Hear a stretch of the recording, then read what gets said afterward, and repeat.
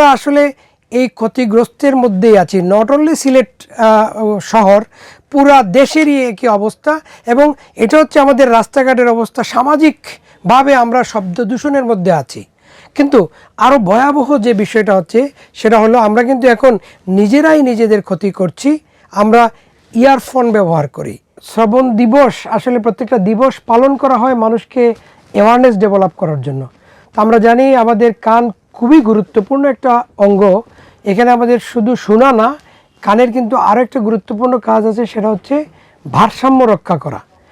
আমরা যারা কম শুনেন তাদের জন্য চিকিৎসা এবং সেবা দুটোই প্রয়োজন হবে। আর আমরা যারা স্বাভাবিক শুনি তাদেরও কিন্তু কানের যত্ন নিতে হবে। এটা কিন্তু আমরা অনেকেই খেয়াল করি না যে আমাদের শ্রবণ মাত্রাটা আসলে 20 থেকে 40 এর মধ্যেই কিন্তু আমরা মোটামুটি কথা শুনতে পারি। তো আমাদের কথোপকথন এই 60 পর্যন্ত চলে। আমরা যে কথাবার্তা বলি সেটা শোনা যাইতে পারে। কানাকানি 30 ডিবি পর্যন্ত। এটাকে আমরা ডেসিবেলে এটাকে ভাগ করি। ট্রাফিক এরিয়ার কথা চিন্তা করি, যেটা আপনি শহরের কথা বলেছেন, সেটাতে আলটিমেটলি 70 to 85 ডিবি থাকে ট্রাফিকে। মোটরসাইকেলের আওয়াজটা হচ্ছে 90 ডেসিবেল। এবং এই 90 ডেসিবেলের উপরেই কিন্তু সাউন্ড গেলে আমাদের কানে কিন্তু শোনার ক্ষমতাটা ধীরে ধীরে ক্ষতিগ্রস্ত হইতে থাকে। তো আমরা আসলে এই ক্ষতিগ্রস্তের মধ্যেই আছি। নট অনলি সিলেট শহর, পুরা দেশেরই একই অবস্থা। এবং এটা হচ্ছে আমাদের রাস্তাঘাটের অবস্থা। সামাজিকভাবে আমরা শব্দ দূষণের মধ্যে আছি। কিন্তু আরও ভয়াবহ যে বিষয়টা হচ্ছে সেটা হলো আমরা কিন্তু এখন নিজেরাই নিজেদের ক্ষতি করছি।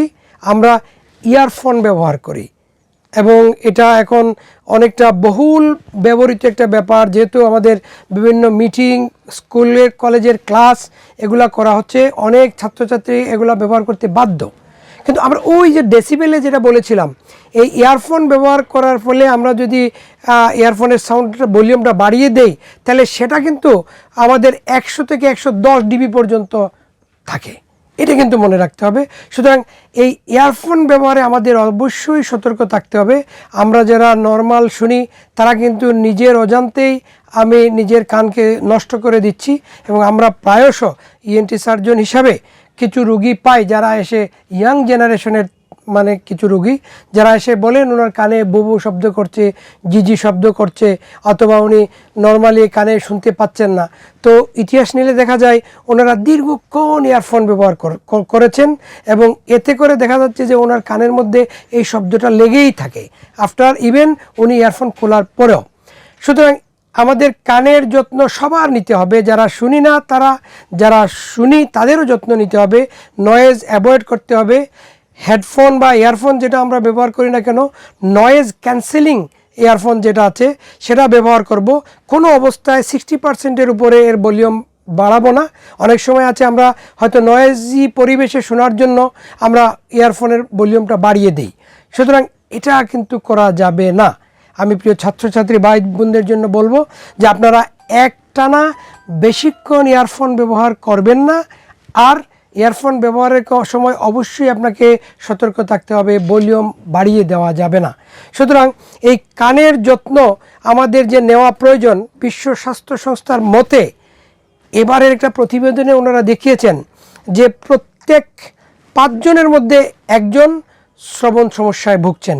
এবং তারা এও বলেছেন যে 2050 সালের মধ্যে এই সংখ্যা 4 জনে 1 জনে উন্নীত হবে। এবং এটা আমাদের স্বল্পোন্নত বা অনুন্নত দেশে এটার বেশি, কারণ আমাদের বিশেষজ্ঞ ডাক্তারের অভাব।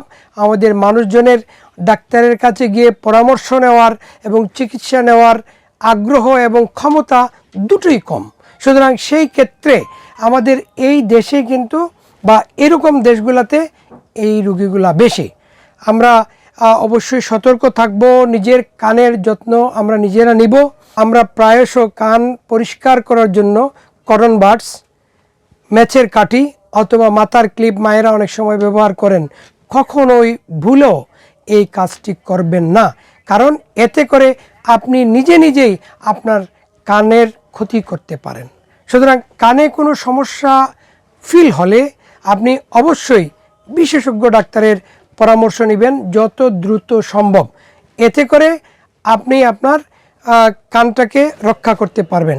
আর বাচ্চাদের বেলায় যেটা আমরা বলবো যে বিশ্ব স্বাস্থ্য সংস্থা বলেছে যে এই যে বধিরতায় ভোগার সংখ্যা যেটা সেটা কিন্তু বাচ্চারাই বেশি এবং এই বাচ্চাদের রোগগুলা যদি আমরা ডায়াগনোসিস করে আমরা দ্রুত এটাকে চিকিৎসা করতে পারি তাহলে 60% ক্ষেত্রে কিন্তু এটা প্রতিরোধ করা যায় কিংবা নিরাময়যোগ্য। সুতরাং আপনার বাচ্চা যদি কোনো কারণে কানে একটু কম শুনে তাহলে অবশ্যই আপনি সাথে সাথে বিশেষজ্ঞ ডাক্তারের পরামর্শ নিন, কারণ এতে করে আপনার খুব ধীরে ধীরে তার কানে শোনাটা কমতে থাকবে এবং আপনি বুঝবেন না, এটা ইরিভার্সিবল হয়ে যাবে। তখন বাচ্চাটা হয়ে যাবে সব পরিবারের জন্য বোঝা, সমাজের জন্য বোঝা। সুতরাং আমাদের সতর্ক থাকা খুবই জরুরি।